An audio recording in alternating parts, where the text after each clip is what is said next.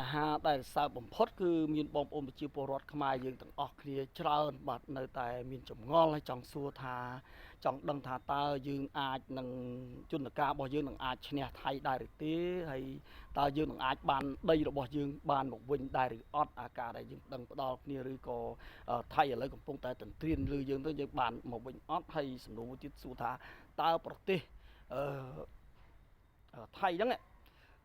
បាទជនជាតិសៀមនឹងតើអាចនឹងដូចប្រៀបធៀបទៅនឹងមហាអំណាចមួយដែរគឺលោកពូទីនរុស្ស៊ីនោះដែលសង្គ្រាមឈ្លានពានដូចគ្នាទៅនឹងអ៊ុយក្រែនហ្នឹងតើថៃអាចចម្លងតាមនិយាយរួមទៅចម្លងតាមរុស្ស៊ីដែរឬអត់បាទអាហ្នឹងគឺជាសំណួរមួយដ៏ក្តៅកគុកដែរហើយសម្រាប់ពិភពលោកមិនមែនសង្គ្រាមត្រឹមតែនៅដែនទឹកដែនគោកទេនឹងអាចឈានទៅលើអវកាសបើសង្គ្រាមអវកាសទៀតបាទដែលពិភពលោកកំពុងតែប្រុងប្រយ័ត្នកំពុងតែគិតរឿងនេះខ្លាំងមែនទែនបាទបងប្អូនសម្រាប់ប្រទេសកម្ពុជាយើងឃើញថារាជរដ្ឋាភិបាលបានជ្រើសរើសបានបុគ្គលឯកពីររូបហើយដើម្បីតតាំងនៅក្នុង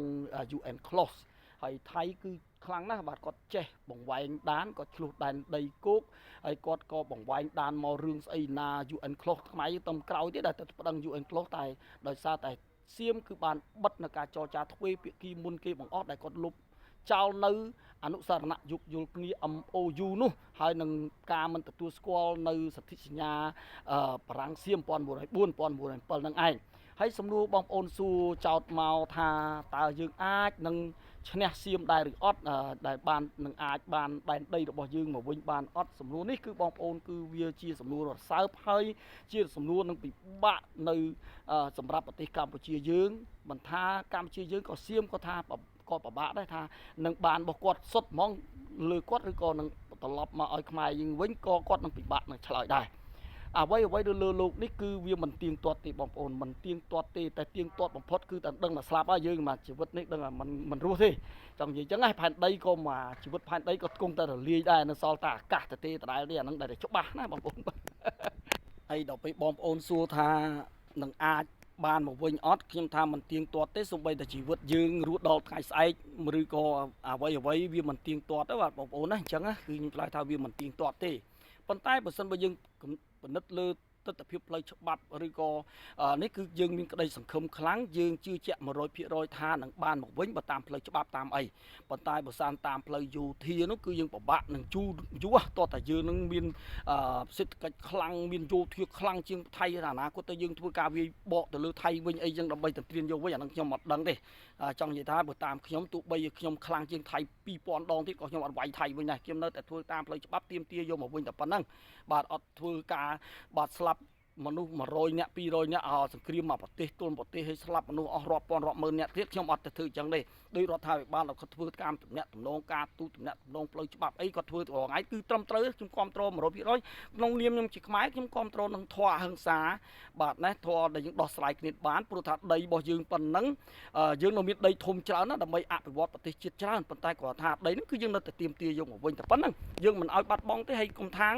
នៅក្នុងចំនួននេះចំនួនលោកនេះចំនួនលោកនោះអាហ្នឹងគេថាទេគេនិយាយតាបាទហើយចឹងនឹងគេនិយាយឃើញបាត់មែនឥ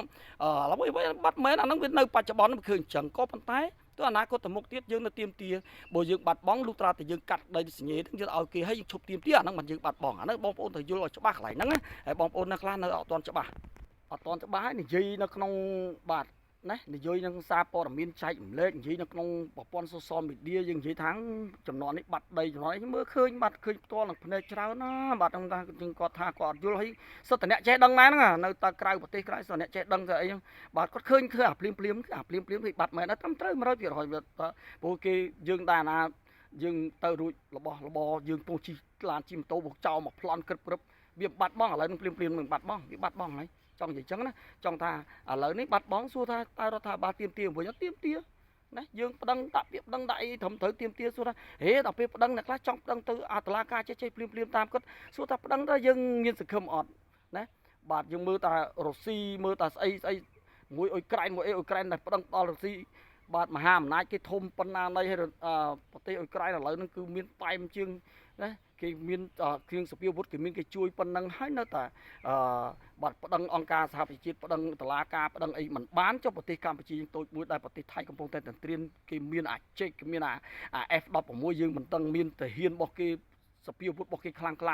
ណាអាហ្នឹងយើងត្រូវទទួលស្គាល់កន្លែងហ្នឹងបងប្អូនបាទមិនមែនយើងអត់ទាមទារទេតែការទាមទាររបស់យើងគឺទាមទារតាមផ្លូវច្បាប់អញ្ចឹងយើងអត់មានការឆ្លោះទាស់តែងគ្នាដោយសព្វាវុធអីទេបាទយើងគោរពនៅបទឈប់បាញ់ហ្នឹងតែម្ដងបាទប៉ុន្តែឲ្យខ្ញុំថាសង្ឃឹមគឺខ្ញុំសង្ឃឹម 100% ថានឹងបានប៉ុន្តែវានៅលើពេលវេលាតែប៉ុណ្ណោះបងប្អូនគឺពាក់ព័ន្ធទៅនឹងពេលវេលាហើយបងប្អូនខ្លះតែហ៊ានធានាដាក់ជីវិតថាមិនបានហ្នឹងបងប្អូនធានាតែខ្លួនឯងទៅប៉ុន្តែខ្ញុំមិនហ៊ានដាក់ជីវិតអីទេថាគាត់ថាយើងត្រូវតែធ្វើទៀមទាមកវិញតែរឿងបានមិនបានអាហ្នឹងជារឿងមួយទៀតអញ្ចឹងថាចុះមិនបានមកជីវិតហ្នឹងទៅមិនមែនទេបាទណាមិនបានគឺយើងមានពិធីអីទៅធ្វើតទៅទៀតអញ្ចឹងបងប្អូនយើងមិនមែនមិនបានយើងនៅតែអញ្ចឹងទេណាបងប្អូនយើងមានពិធីកាយកុករបស់វាអញ្ចឹងទៅបាទអញ្ចឹងសួរថាតើថៃដូចរុស្ស៊ីអត់បាទវាអត់ខុសគ្នាទេបងប្អូនបាទគាត់រុស្ស៊ីមហាអំណាចធំថៃគឺគាត់មានសព្វាវុធខ្លាំងជាងយើងមកទន្ទ្រានលើយើងតែប៉ុណ្្នឹងទេបាទគាត់អាងសព្វាវុធទេបើសិនសព្វាវុធយើងខ្លាំងដែរគាត់មិនហ៊ានទេបាទគាត់មិនហ៊ានទេប៉ុន្តែបើយើងខ្លាំងដែរហើយគាត់ខ្លាំងដែរខ្ញុំថាធ្ងន់ជាងអាអត់ខ្លាំងទៅឲ្យខ្សោយមួយទៅវាងាប់តិចវាស្លាប់តិចសមត្ថទោសបាទវាស្លាប់តិចហើយវាបំ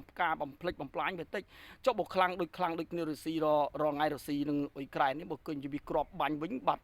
ណាចាយជីវិតគ្រាប់បាញ់នឹងអាយុជីវិតវិញណាបើនិយាយពីគិតជាលុយវិញណាមកប្រទេសហ្នឹងចាយ10ជាតិអត់ទាន់អស់មកប្រទេសចាយ10ជាតិអត់អស់អាសព្វាវុធបាញ់ចោលនឹងអាមនុស្សដែលស្លាប់បាទពួកជីវិតមនុស្សថ្លៃបងប្អូនបាទមិនថោកទាបទេថោកទាបដោយសារយើងគិតទេបាទឥឡូវមិនជឿសាក់ខ្លួនឯងមើលបាទណាខ្លួនឯងមានទឹកលុយប្រហែលមកឧបថាឥឡូវមហាសេដ្ឋីធំថាពាន់លានអញ្ចឹងចុះបើយើងមានម៉ឺនលានវិញស្អាគេថាជីវិតយើងនឹងស្លាប់ស្អែកហើយទៅយកអាលុយទៅទិញ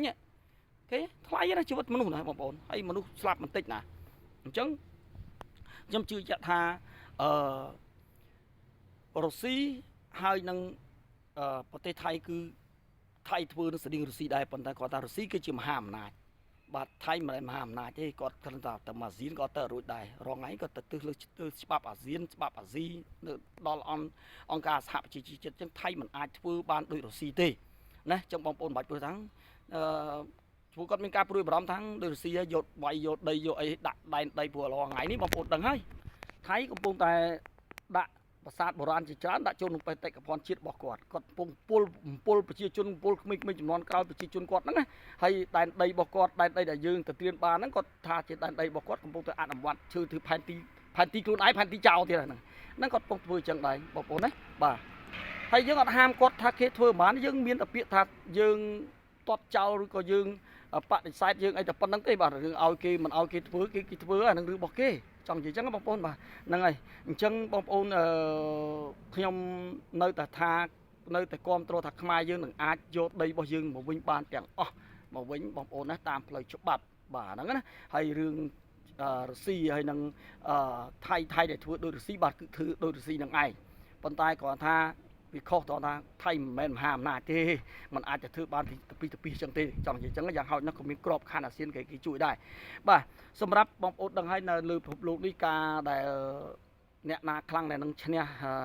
ការដែលទន្ទ្រានគ្នាដែនសមុទ្រដែនគោកនេះគឺទន្ទ្រានឆ្អែតហើយឥឡូវនេះគឺនឹងមានការទន្ទ្រានគ្នាលើអវកាសទៀតបាទគឺចង់បានអវកាសដូចអាមេរិកចង់បាន Greenland ចង់បានកោះ Greenland ហើយចង់បានដែនសមុទ្រនៅ Greenland ហើយគឺចង់បានដែលខ្លាំងបំផុតដែលអាមេរិកចង់បានគឺអវកាសដែនអាកាសនៅ Greenland ហ្នឹងព្រោះ Greenland បងដឹងហើយបងប្អូនទឹកដីនៅខាងពោលគឺលំហនៅខាងពោលហ្នឹងគឺមើលឃើញទាំងអស់នៅផែនដីដែលវិលជុំវិញខ្លួនឯង24ម៉ោងក្នុងមួយថ្ងៃអញ្ចឹងណាបាទអញ្ចឹងគេមើលឃើញទាំងអស់នៅចលនាគ្រប់បែបយ៉ាងអញ្ចឹងគេឧបមាថា